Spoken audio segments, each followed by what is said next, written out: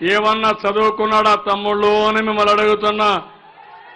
ఎక్కడ చదువుకున్నాడో కూడా తెలియదు ఆయనకు. అలాంటి వ్యక్తి అతను. ఇంకో పక్క నేను ఒకటే మిమ్మల్ని కోరుతున్నా, ఎవరిని నేను విమర్శించను కానీ మాటలు చెప్పేవాళ్ళు పనులు చేయలేరు. మాటలు చెప్పడం కాదు, చేష్టల ద్వారా చేసి నిరూపించిన పార్టీ తెలుగుదేశం పార్టీ. మీరు పిల్లలందరికీ చెప్పాలి, చిన్న చిన్న వయసులో ఊహాగానాలు ఉంటాయి.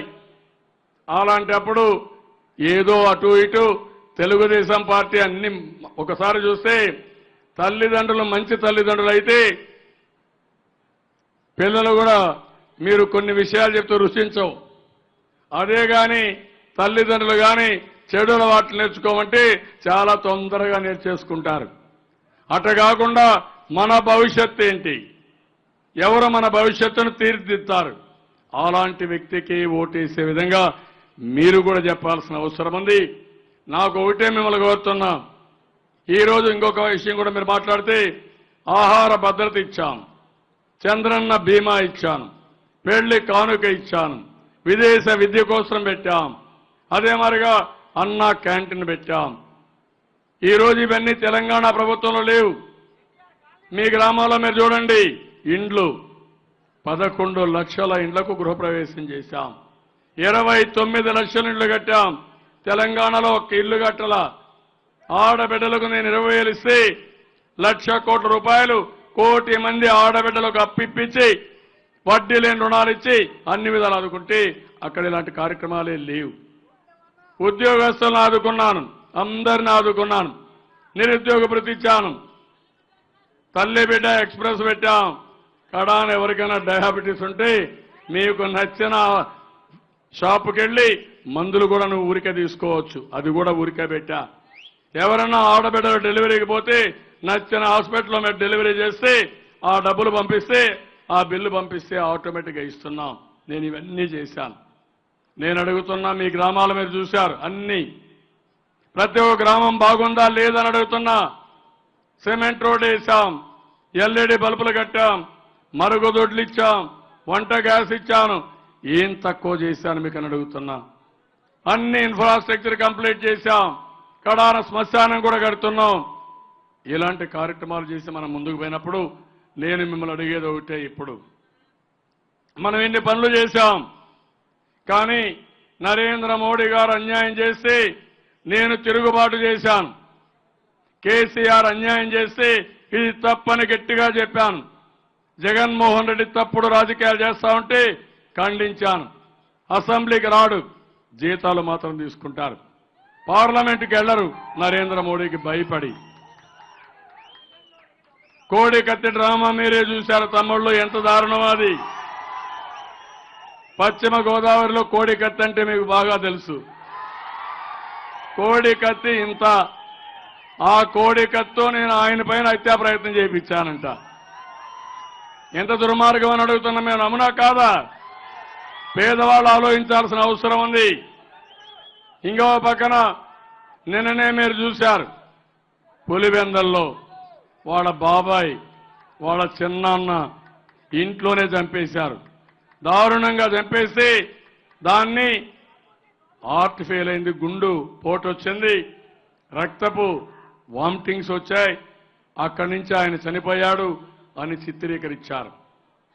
చనిపోయిన వ్యక్తికి బ్యాండేజ్ కట్టాడు వీళ్ళ మామ.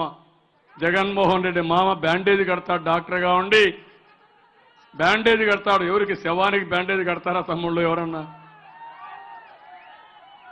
అదే మారిగా మొత్తం రక్త మరకలన్నీ తుడిచేస్తారు. ఇంకో పక్క చనిపోయే ముందు డ్రైవరే చంపాడని డయింగ్ డిక్లరేషన్ ఒకటి రాస్తాడు ఆయన. ఇవన్నీ మీరు నమ్మతారా తమ్ముళ్ళు? ఇది ఇంటి దొంగల పని అవునా కాదా అని మిమ్మల్ని అడుగుతున్నా. నేను మీరందరూ ఈ కేసుని ఫాలో అవుతున్నారా? అందరూ ప్రజలందరూ ఫాలో కావాలి. మేమందరం అర్థం చేసుకుంటున్నాం, టీవీలు చూస్తున్నాం, చేలు పైకెత్తండి. ఈ కేసు అందరూ అర్థం చేసుకోవాలి. చాలా సంతోషం, అందరూ ఫాలో అవుతున్నారు. ఎందుకు ఈ మాట అడుగుతున్నానంటే, ఇలాంటి వ్యక్తిగాని ఎక్కడన్నా ఒక ఓటేస్తే మీ ఇంట్లో మీరు పడుకోగలుగుతారా? ఎవరన్నా వచ్చి మీకేమన్నా చేస్తే దాన్ని విచారించే అవకాశం కూడా ఉంటుందా? లా అండ్ ఆర్డర్ ఉంటుందా? ఇలాంటి వ్యక్తులు కానీ గెలిపిస్తే ఇంటికి ఒక రౌడీ, బజారుకు ఒక దుర్మార్గుడు రోడ్డు మీద ఎక్కుతారు. మొన్నే చూశారు, ఫామ్ 7 పెట్టారు, మన ఓట్లన్నీ తీసేశారు. ఎవరిది చేశారు? ఆయన ఎక్కడో బీహార్ నుంచి వచ్చాడంట, పెద్ద కన్సల్టెంట్. బతికిన ఓట్లు చంపేయడం, మనుషులు చంపేయడం, ఇది ఆయన చేసిన పని. నేను అడుగుతున్నా, ఇది న్యాయమా అని అడుగుతున్నా.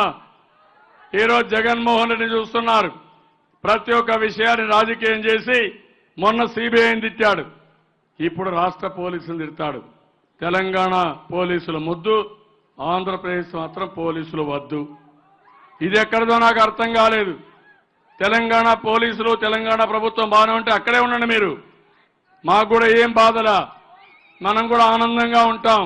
ఇలాంటి దుర్మార్గులు ఇక్కడుంటే అనునిత్యం వీళ్ళతో పోరాడాలి, సమస్యల పరిష్కారం చేయాలి. ఇప్పుడు కొత్త నాటకం తమ్ముళ్ళు, నరేంద్ర మోడీ మన మీద సిబిఐ దాడులు చేశాడు, ఎక్కడికక్కడ ఇన్కమ్ ట్యాక్స్ దాడులు చేశాడు, ఈడీ దాడులు చేశాడు.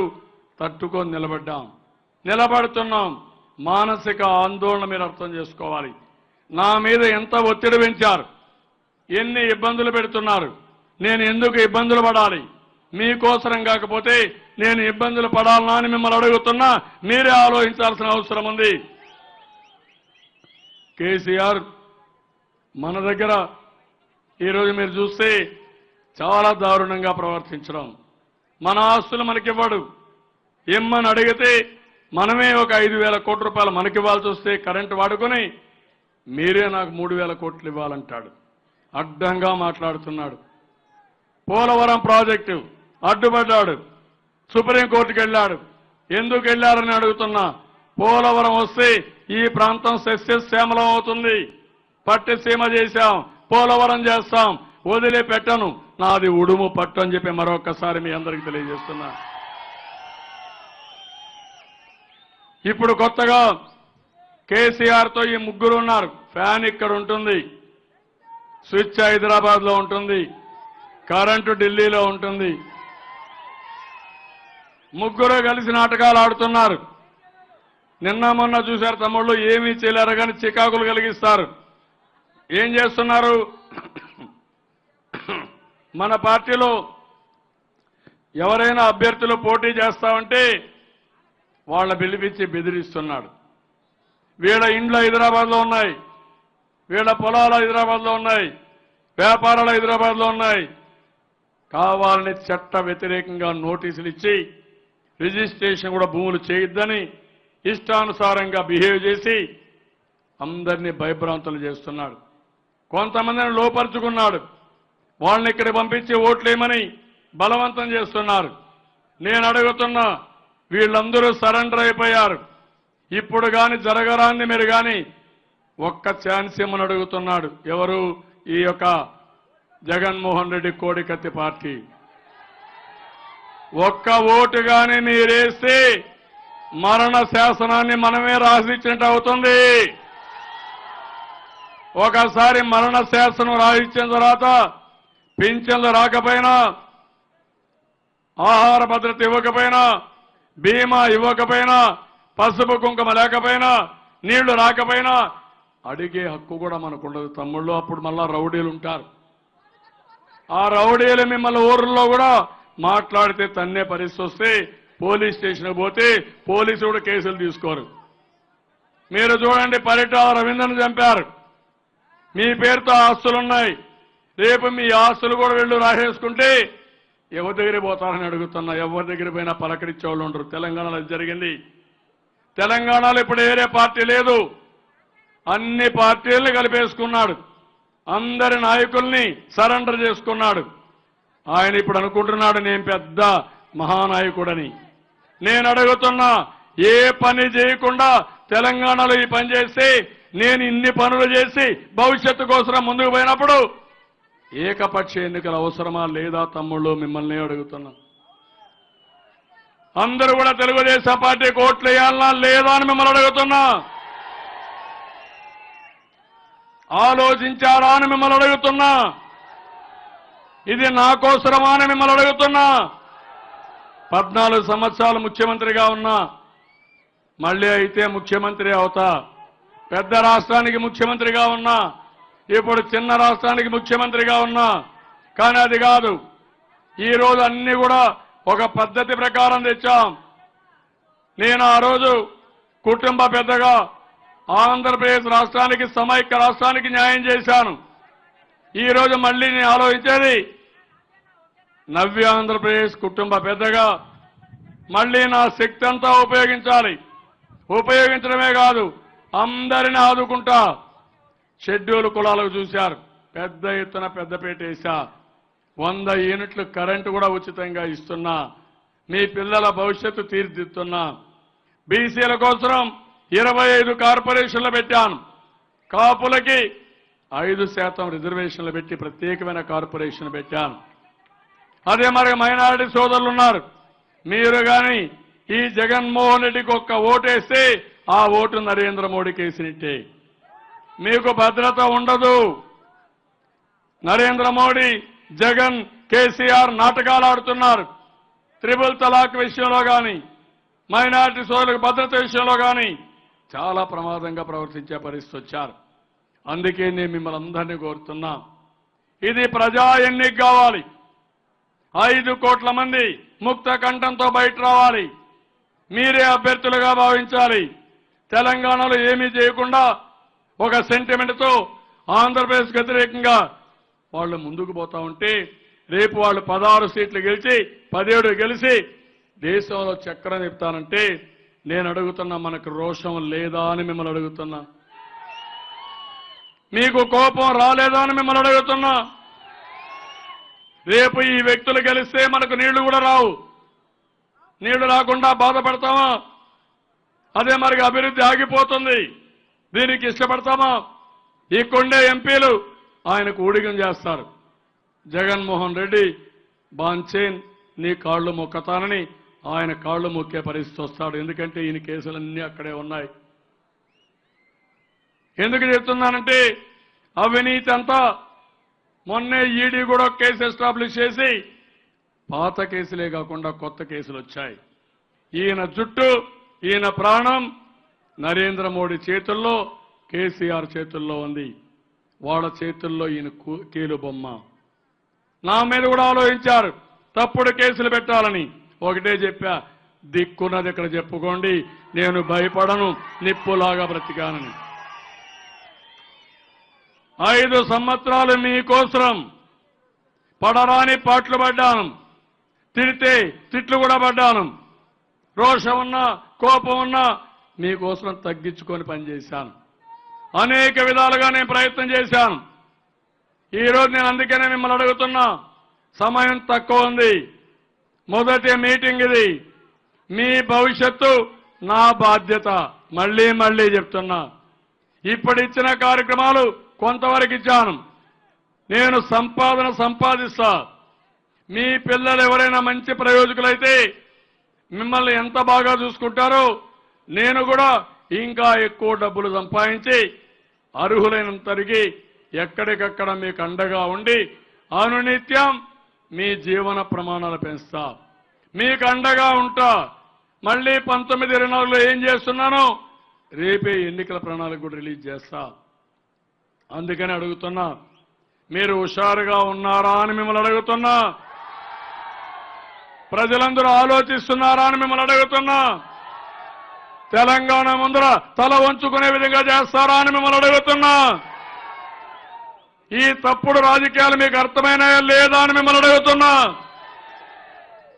గుణపాఠం చెప్తారా లేదా అని కూడా మిమ్మల్ని అడుగుతున్నా. ఇంటికి ఒక వ్యక్తి తయారు కావాలి. గ్రామాలు ఒకటి కావాలి. నియోజకవర్గాలు ఒకటి కావాలి. మొన్న 119లో 89 సీట్లు గెలిస్తే 2 గెలిస్తే మన వాళ్ళని ఒకరు లాక్కున్నారు. ఓడిపోయిన వాళ్ళు కూడా లాక్కుంటున్నాడు. కాంగ్రెస్ వాళ్ళందరినీ లాగేసుకున్నాడు. ఆడేం మిగల్లా. అంటే నువ్వు బలమైన వ్యక్తిగా నిరూపించుకొని మా మీద దాడి చేస్తావా నువ్వు? అందుకే నేను అడుగుతున్నా, అలాంటి వ్యక్తులకి కళ్ళెం వేయాలంటే 25 పార్లమెంటుకు 25 పార్లమెంట్లు మనమే గెలవాలి. అక్కడ 17 ఉంటే ఇక్కడ 25 మన చేతుల్లో ఉంటాయి. 175కి మొత్తం సీట్లు మనమే గెలవాలి. అప్పుడు ఏమవుతుందంటే మనకు కూడా స్వేచ్ఛ ఉంటుంది. ఇలాంటి కోడికత్తి డ్రామాలు ఉండవు,